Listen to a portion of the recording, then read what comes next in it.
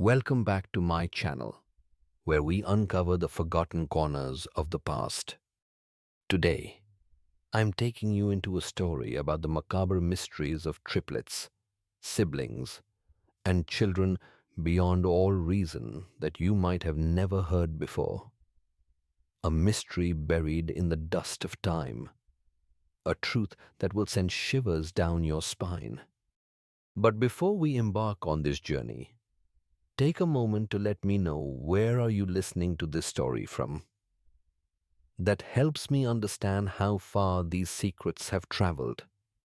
And if this story truly captivates you, if it makes you ponder, don't hesitate to give me a like and subscribe to the channel to keep me going. Together, we'll explore the darkest pages of history, and you won't want to miss a thing. The year was 1853, and a sinister current began to stir within the veins of America. A chilling prelude to an era of unreason and unfathomable terror.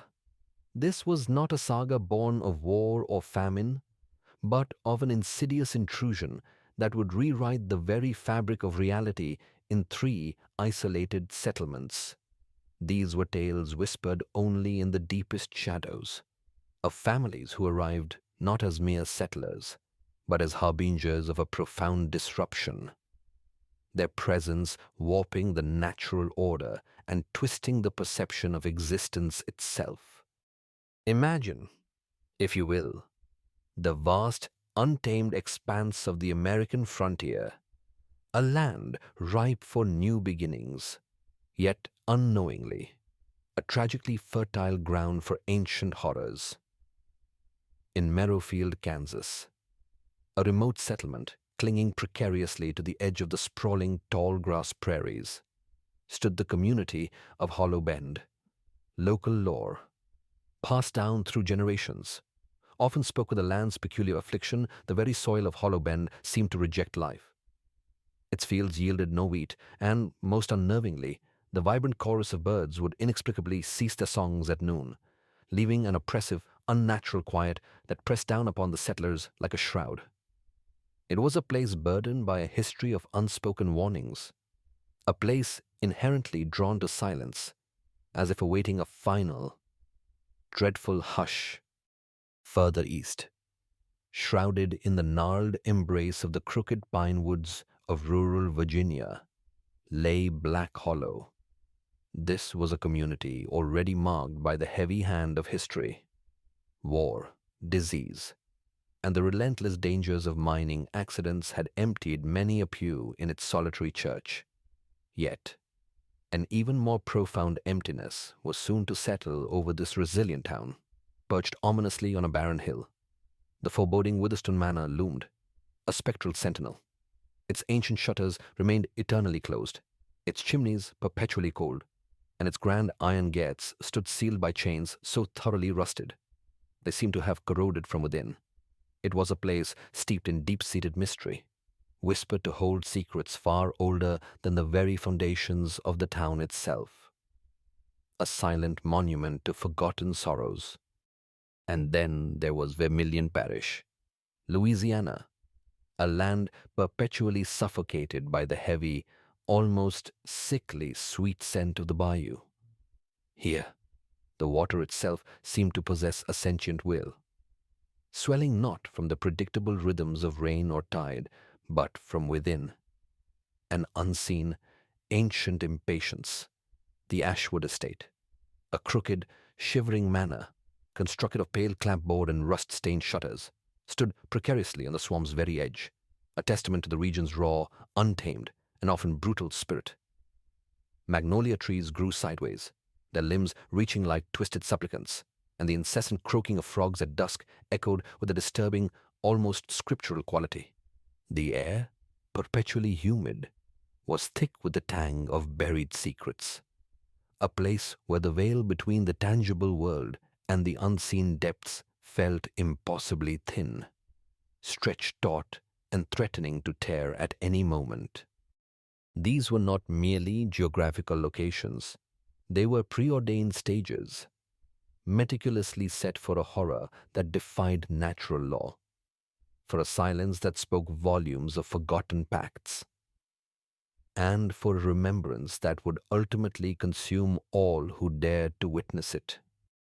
Into these hushed and unsuspecting landscapes, strange figures began to emerge, not as welcomed guests, but as undeniable catalysts for a creeping dread that would seep into the very soul of the land. In Marrowfield, the bell roots arrived, their presence a stark, unsettling contrast to the hopeful pioneers around them. They came shrouded in a silence so profound, so heavy, that even the most loyal of hounds were observed to cower, their tails tucked, their whimpers barely audible. This peculiar family, the mother, Alvara Bellroot, whose skin was as pale as bleached bark, the father, Tomlin, who seemed to perpetually scan the vast sky with every hesitant step, as if expecting some dreadful descent, and their 4 children, who were spoken of in hushed tones, for they were never ever seen together, stirred immediate questions among the wary locals.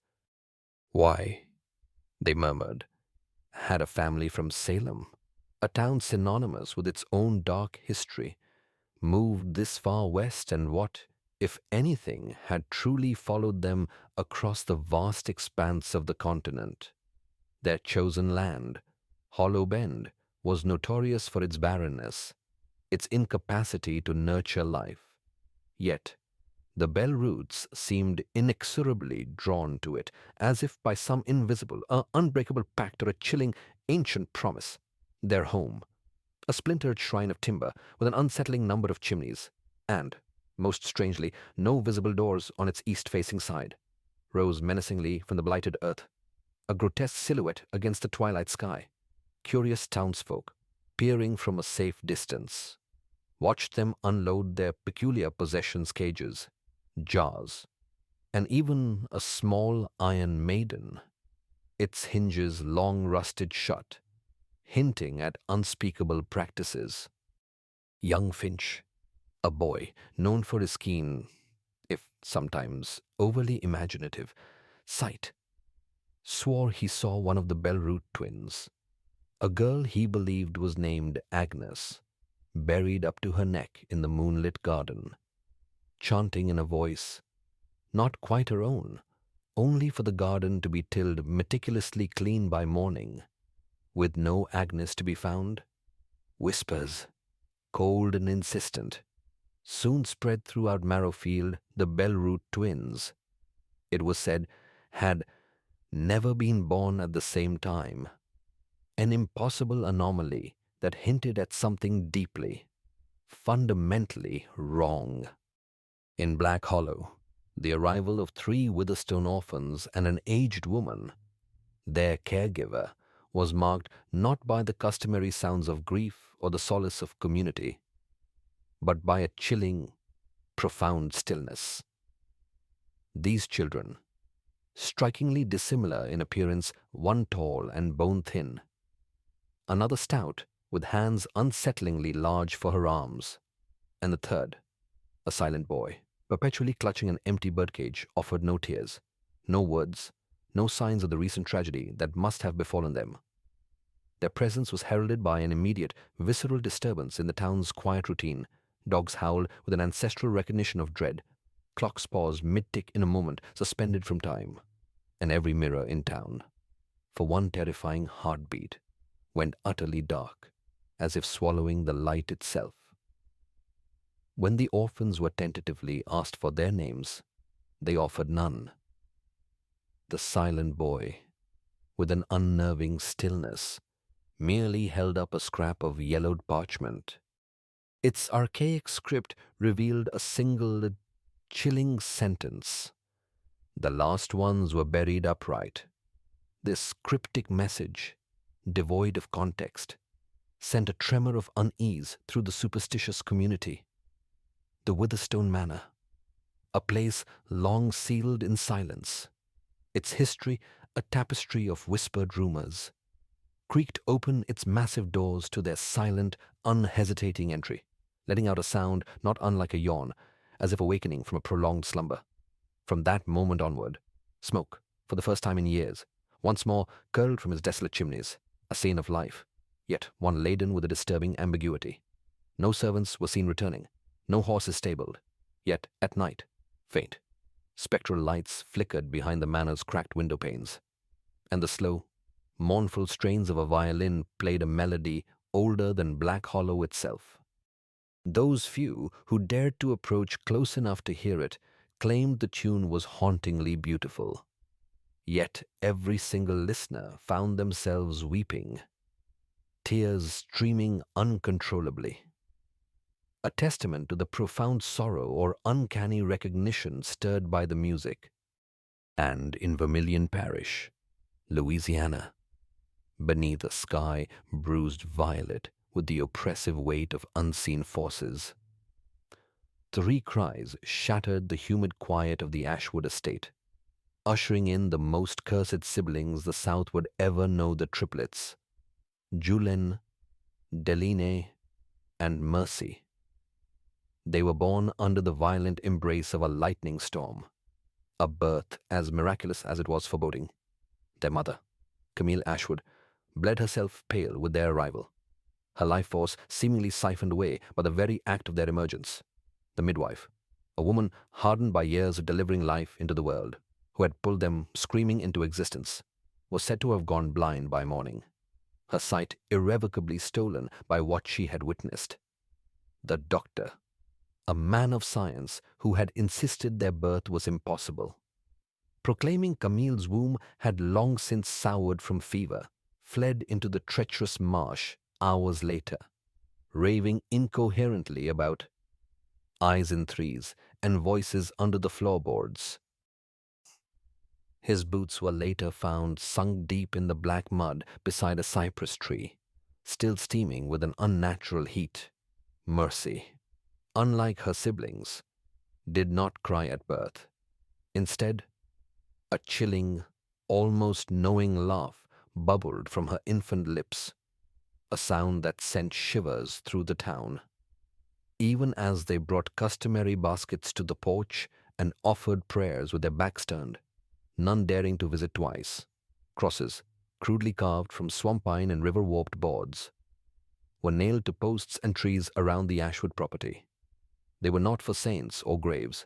They were desperate warnings, bearing the mark of the covenant of silence, an old parish sigil from a time when the Vermillion folk buried their dead infants under floorboards to keep unseen things from claiming them. As the triplets grew, they displayed unnerving, unnatural traits. They never touched the dirt with their feet until the age of 5. Instead, they seemed to float, or rather hover, a mere hair's breadth above the wet moss and tall grass. At night, their lullabies drifted through the cypress trees, not sung by human voices, but hummed by something that did not breathe, a sound so ancient and primal that even the wind itself seemed to listen when the triplets spoke. One morning, with no wind, no flood, just a sound like bones breaking in a sermon, dozens of the warning crosses snapped cleanly in half. The townsfolk, gripped by a cold dread, nailed them back up, this time upside down, a futile gesture against a terror they instinctively knew. The storm, they realized with a creeping horror, had not left. It had merely learned to walk. The eerie quiet that gripped Marrowfield quickly morphed from an oddity into a palpable dread. The bell roots, silent and unnervingly aloof, became the undeniable epicenter of a creeping disquiet that began to unravel the community. Within their first month, they conspicuously avoided all public gatherings. Reverend Wilkes, attempting fellowship, returned from their home pale and trembling, muttering incoherently about a room without angles. That very night, his home burned, leaving only a singed boot by the scorched church door. Meanwhile, a more insidious horror unfolded through the unsettling actions of the Bellroot children. Silas, the eldest, was repeatedly spotted in cornfields, walking backward with a polished mirror strapped to his chest. He claimed it, let him see them properly, referring to the others that came when we did.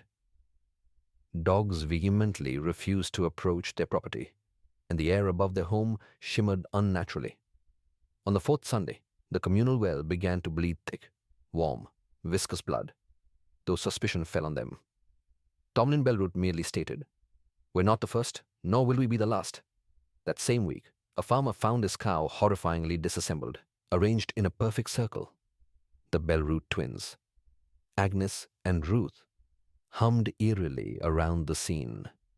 School children reported disembodied whispers and disturbing drawings of faceless figures bearing their own names. A pall of unnatural fear had fallen over Marrowfield.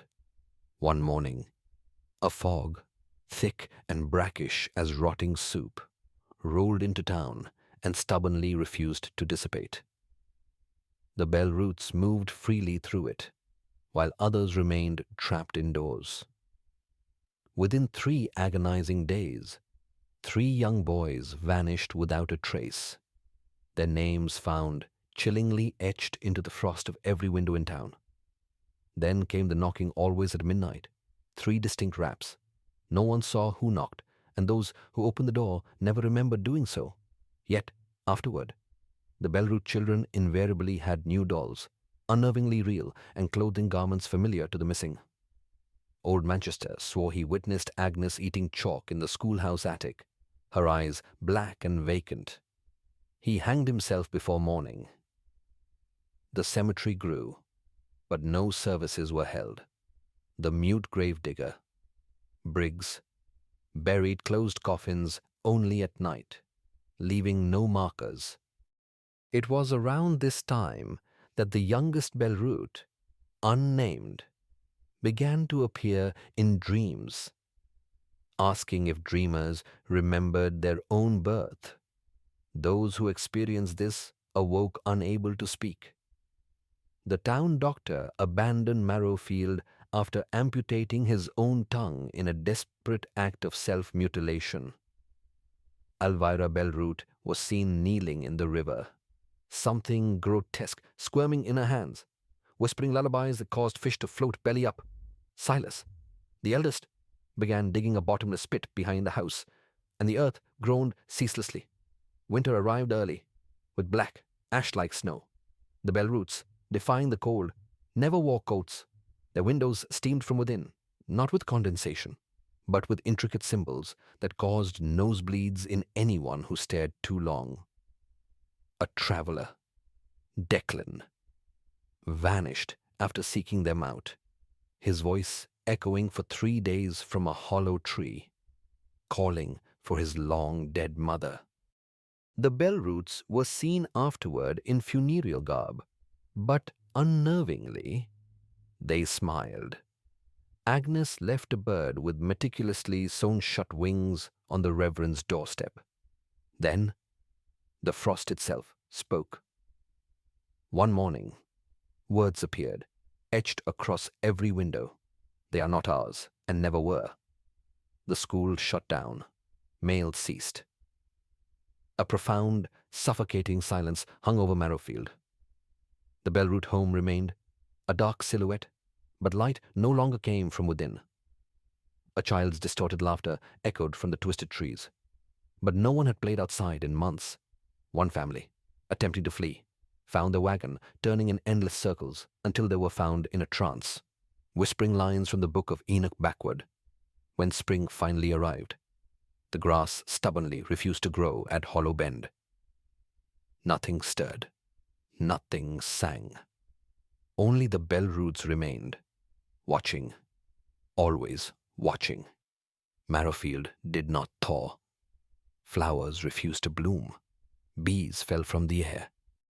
Yet the Bellroots walked barefoot through the blighted fields, heads tilted, perpetually listening to something no one else could hear. They began collecting strange, morbid things, human teeth, fragmented bird bones, rusted nails, all placed meticulously in jars marked not with words, but with unsettling symbols so disturbing that the Reverend wept blood when he attempted to replicate them. Agnes and her twin, Ruth, began painting the trees red, not with pigment, but with the viscous fluid from the well, which now ran clear for everyone except them. They spoke to the trees in rhymes that bent time, rhymes that made chickens hatch backward. Every child in town began waking with dirt beneath their fingernails. Old widow Hensley, investigating the bellroot's origins, found her home burned. Her name inexplicably disappeared from the church registry and even the grave she had purchased, as if she had never lived. Yet, children still pointed at the empty lot where her house once stood and whispered, "She's still looking," claiming she was underground now, but not in a grave. Agnes began referring to the town as the second place. A carpenter named Wilford, skeptical and proud, dared to approach the Bellroots' land. He was found 2 days later, muttering about mirrors inside mirrors, claiming he saw a fifth, faceless Bellroot child in his dreams with a ledger of names, Wilford's own name, scrawled at the top in crimson ink. The carpenter vanished after scrawling a terrifying image of the Bellroot home in blood on every wall of the town tavern. The tavern was sealed, but the drawings bled through the boards for weeks. Children were no longer seen after sundown. Parents locked them away. Yet strange, small, muddy. Barefoot footprints appeared outside the homes, always facing inward. Silas Bellroot began appearing at the schoolhouse edge, muttering Latin phrases he claimed were translating from the dirt. One night, schoolteacher Miss Penna found her pupils staring, unblinking, into a corner, whispering, "Bellroot, Bellroot." They claimed to be reciting scripture, but no Bible contained those verses. Livestock fled, birds abandoned nests, horses collapsed near Hollow Bend. Then came the sleepwalkers, dozens of townsfolk, lips blistered, unable to recall the hours between midnight and dawn, seen moving in ragged lines, arms raised, heads tilted, just like the Bellroots.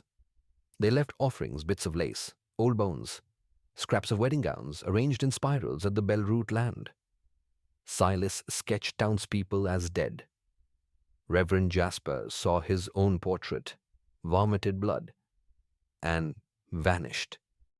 A child named Nora claimed to have played with Ruth Bellroot inside the backwoods house, pointing to a dry well behind the school, her pockets holding unknown seeds that grew black, screaming tulips. Nora was never found again. A page torn from a hymnal was rewritten in an alien language. Agnes watched, smiling, her teeth no longer human. Rain fell upward once, turning to ash by morning.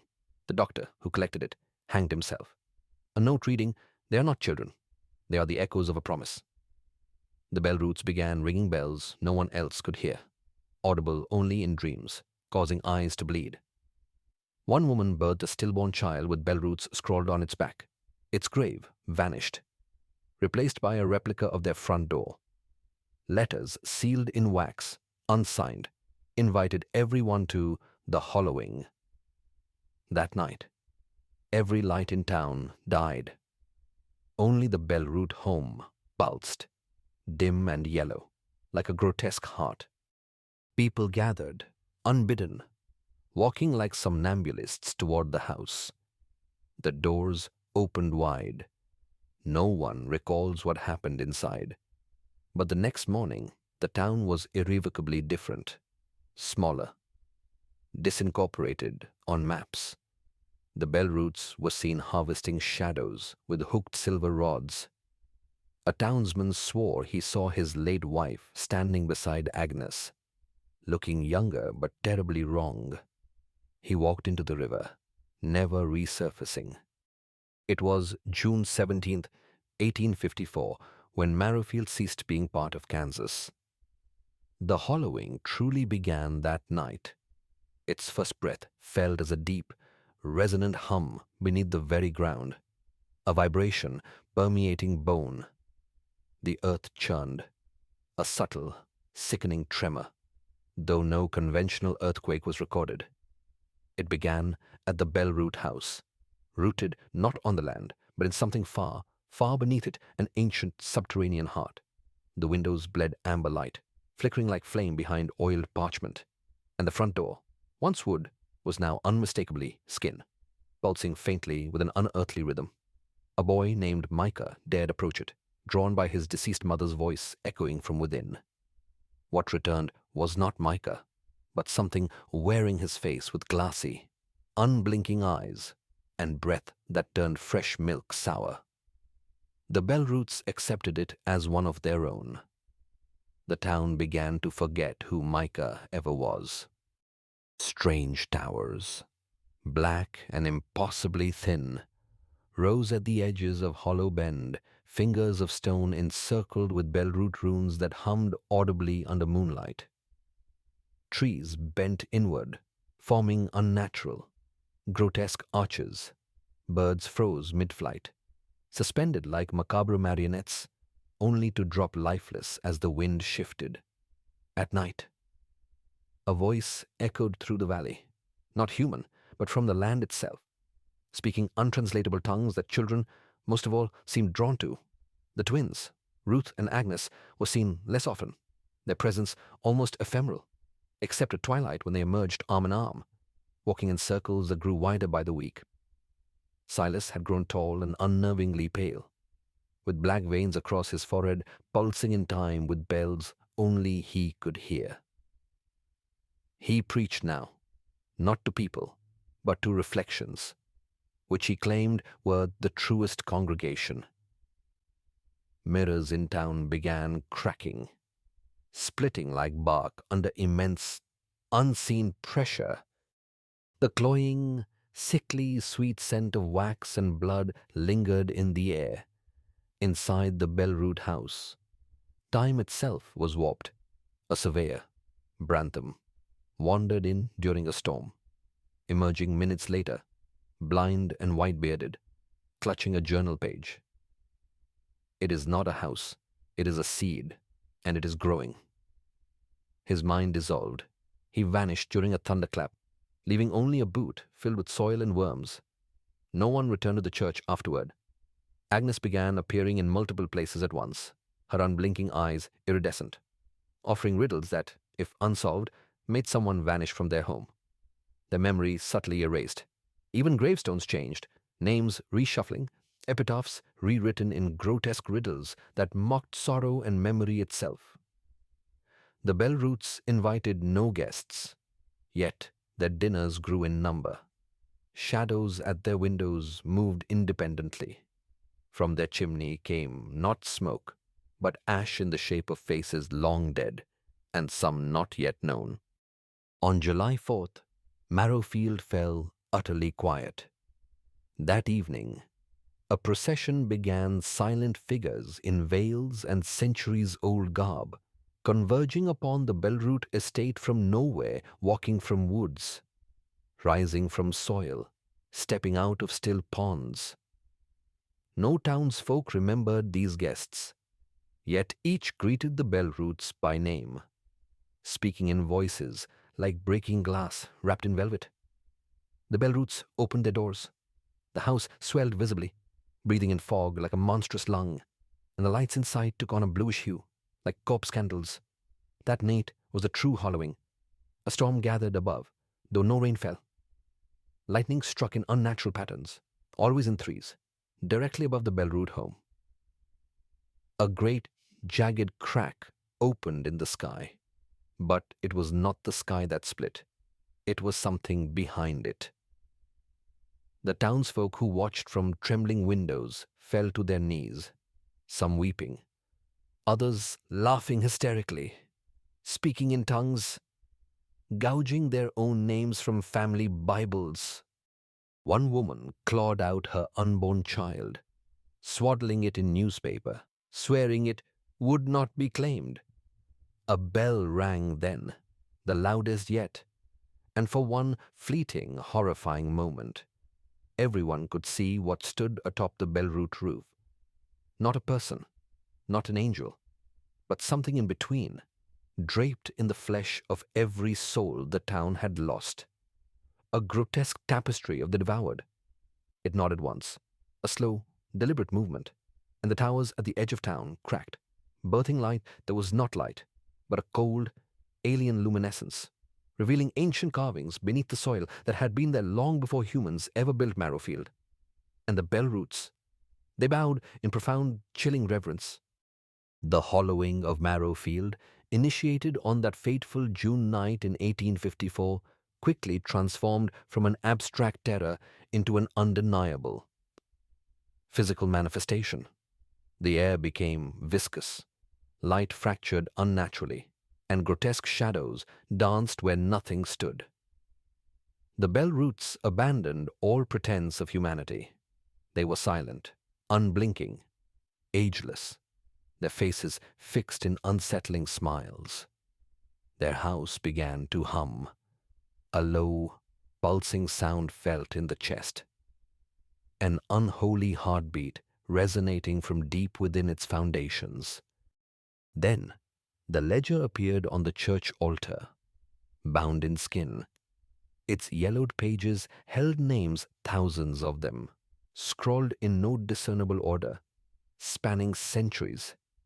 Every name was crossed out in red, save one, yours, Reverend Hobb, foolish enough to read aloud, aged decades in moments, his flesh crumbling, his mind dissolving. He collapsed, whispering ancient prayers, and though buried, his grave reopened each dawn, his body reappearing nightly in grotesque new locations. The ledger remained, its pages curling like fire-touched leaves, and each night more names appeared, written in hands that matched no one alive. Children began tracing invisible letters on walls, mouthing names from non-existent family trees. Agnes carried the ledger, offering it as a guest book. Refusal meant silent disappearance within hours. The ground beneath Hollow Bend split into thin, black veins, widening nightly, emitting a hungry moan. Townsfolk dissolved into these fissures, their forms growing translucent as if absorbed by the land. Survivors spoke of descending halls of bone and wire, echoing with disembodied voices. One boy emerged hairless, eyeless, his lips sewn shut, clutching a drawing of the inverted bellroot home. He crumbled to salt by dawn.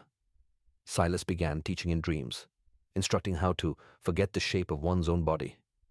Those who awoke found parts of themselves missing wiped fingerprints, shifting reflections, disordered teeth. Ellie Masters walked the town's edge backward, bleeding from her feet, claiming marriage in a chapel of skin and bone. The town historian found every mention of Marrowfield in his archives replaced by Bellroot, Bellroot, Bellroot. Trees began speaking through movement limbs forming letters, branches shifting into skeletal hands, roots arranging into shimmering runes. Animals watched with human eyes. Insects swarmed in sigils. The forest no longer breathed. It watched. On August 3rd, the moon cracked, silently revealing something spinning and smiling behind it. The next day, every mirror shattered, every pond turned black, and reflections smiled even when people did not. Recognition faded, names lost meaning, marriages crumbled, children fled from mothers, claiming they smelled different inside. The bellroots now walked openly, demonstrating death as if a garment, defying physics by moving without motion, appearing from nowhere. Elvira hovered, mouth open in a silent scream, her hair writhing. Ruth and Agnes, holding each other's eyes in velvet boxes, traded senses, unable to speak without the other weeping blood. They laughed in unison at death. The ledger, now pulsing, was inescapable. Attempts to destroy it only made it reappear, warm and humming under pillows. The name yours glowed. Beside it, a freshly added mine, Marrowfield ceased to be part of Kansas. It hovered, metaphorically and perhaps literally, above a different geography, drawn by rituals older than scripture. The bell roots had completed something unnamed, fields inverted, crops growing upside down, their fruit buried as offerings, cows birthed headless calves, chickens hatched into eyeless lumps chirping prophecies.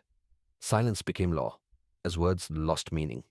People spoke only in dreams, often choosing silence even then. The Bellroot garden transformed into a marrow white stone altar, sculpted overnight, throbbing nightly, summoning townsfolk in their sleep to lay offerings. Agnes Bellroot, the high voice of this inversion, flowed rather than walked, her body unbound, speaking in a rattling, gargling collective tongue from her spine. Children, wearing bark masks stitched with veins, called themselves the afterwards, whispering, "We were born at the end of time." Silas, draped in prayer books, taught from a hole behind the house, a soil mouth lined with fingernails into which he descended daily with acolytes who never returned. The pit breathed rust, cinnamon, and rotting paper, exhaling an off-key, endlessly looping music box tune. One woman, having lost her children to Silas's sermons, dug into the earth herself, screaming from her chest, folding inward until she vanished. The earth truly inverted. Daylight came from the west, casting triple shadows. Graves opened downward, swallowing headstones. Trees wept amber, their sap granting memories of unlived futures. Agnes placed tokens cracked teeth, bone whistles, red feathers under pillows. Homes reflected altered realities, with extra windows or missing doors. Beneath the crumbling church and moaning tavern, the altar pulsed. The ledger, now with a spine, whispered names to sleeping children, beckoning them to write. Taking one less person each morning. The earth had turned inside out. What lay beyond had just begun to wake.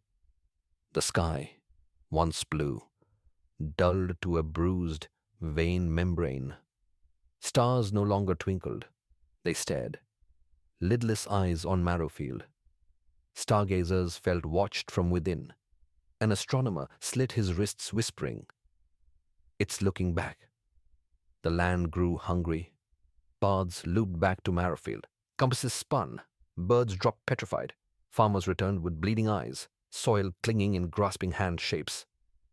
Hollow Bend's boundary vanished. Every road ended at the Bellroot's door. Tomlin Bellroot spoke through mirrors, his voice crackling, warning the house. "It is almost time. The ground remembers." Gravestones inverted, suspended, their reversed inscriptions bearing ancient sigils. Graves became entrances. Jonah Greaves fell into one.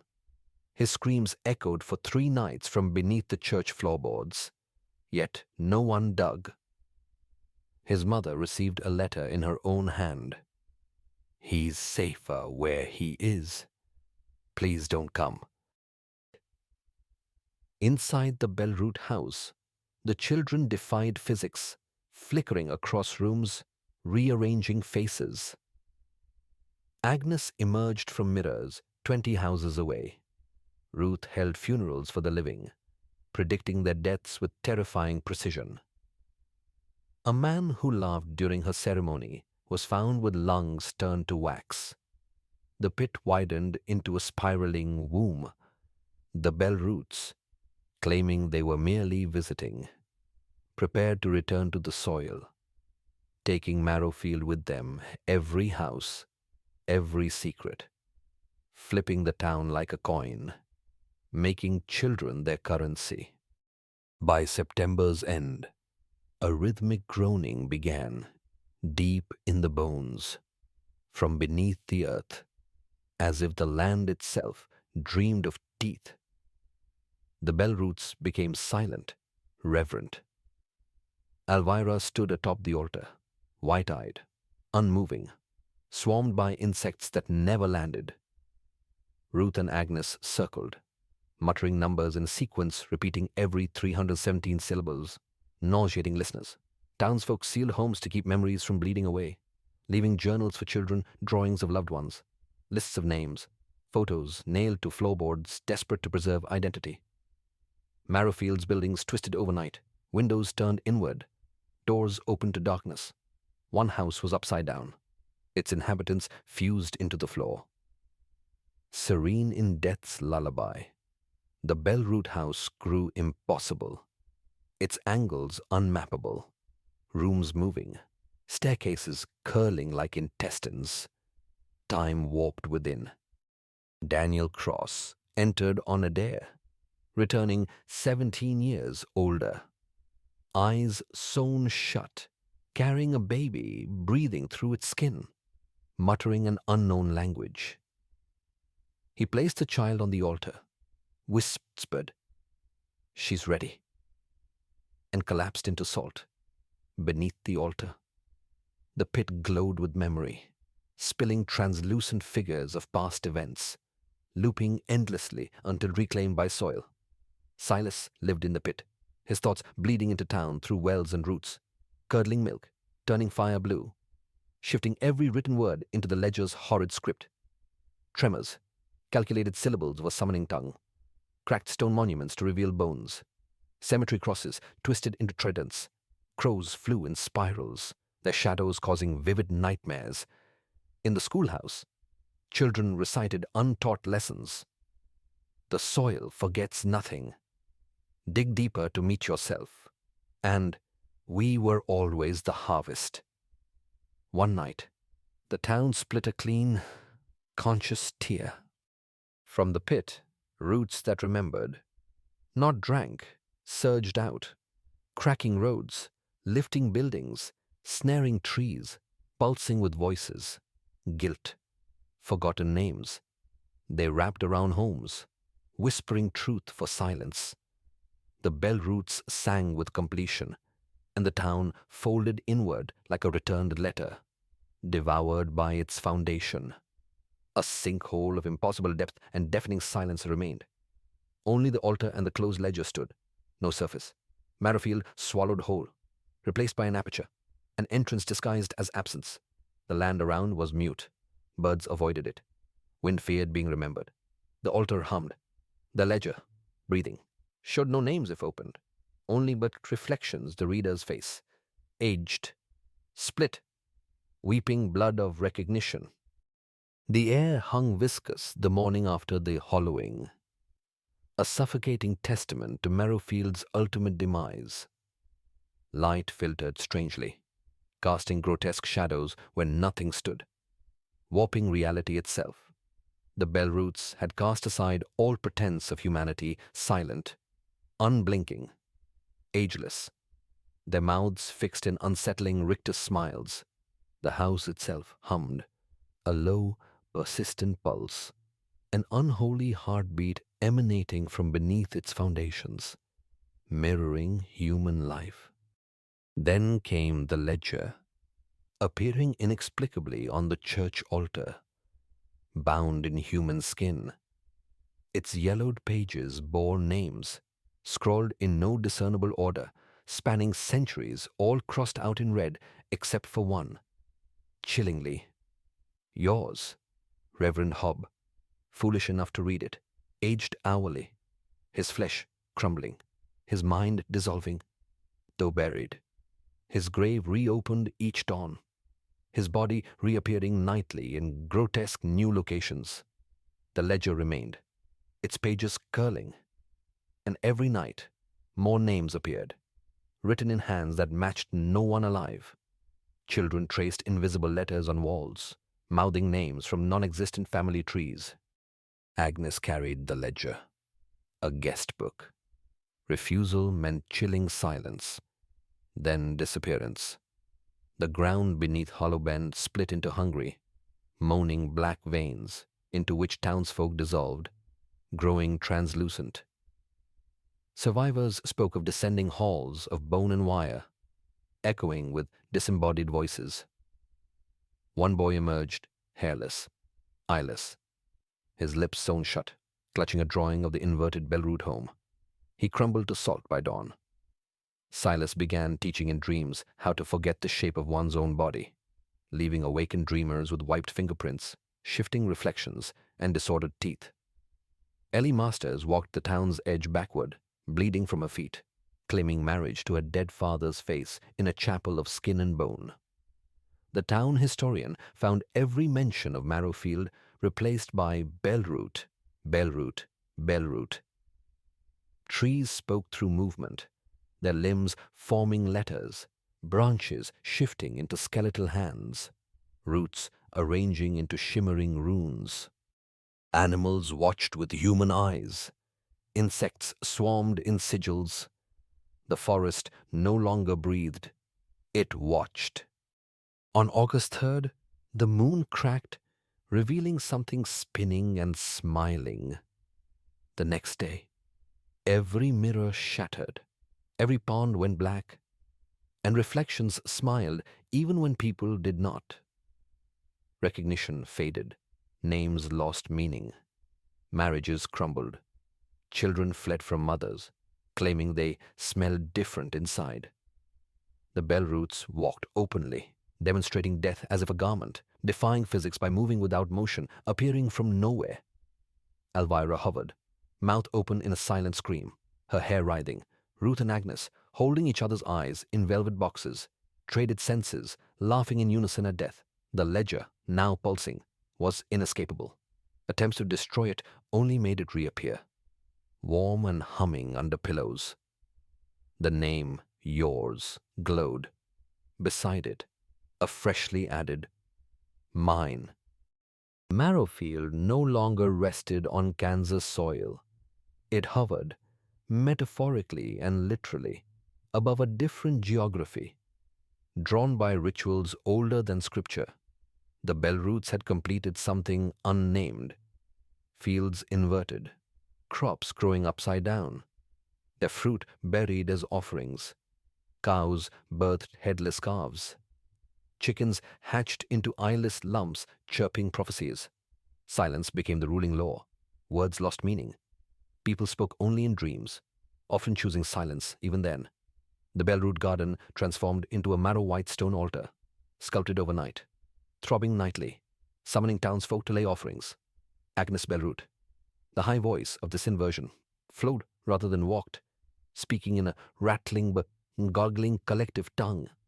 Children, wearing bark masks stitched with veins, called themselves the afterwards, whispering, "We were born at the end of time." Silas, draped in prayer books, taught from a hole behind the Bellroot home, a soil mouth lined with fingernails into which he descended daily with acolytes who never returned.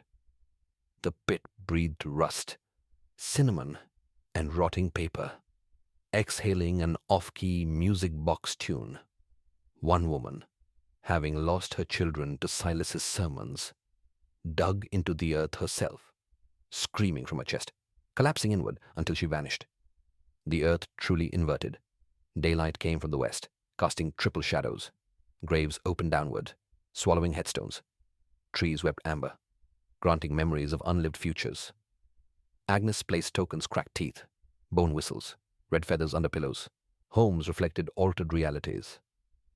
Beneath the crumbling church, tavern and altar, the ledger, now with a spine, whispered names to sleeping children, beckoning them to write.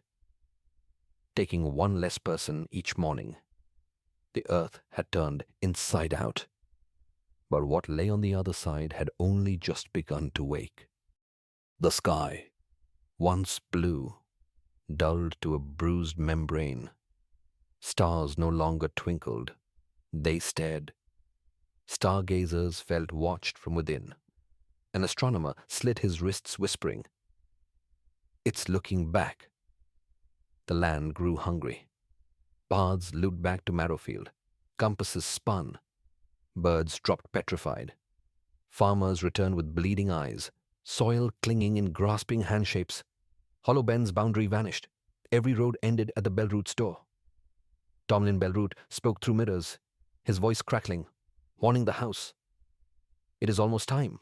The ground remembers. At night, under blood-colored moons, the soil reshaped, gravestones inverted, suspended, their inscriptions reversed, bearing ancient sigils. Graves became entrances. Jonah Greaves fell into one.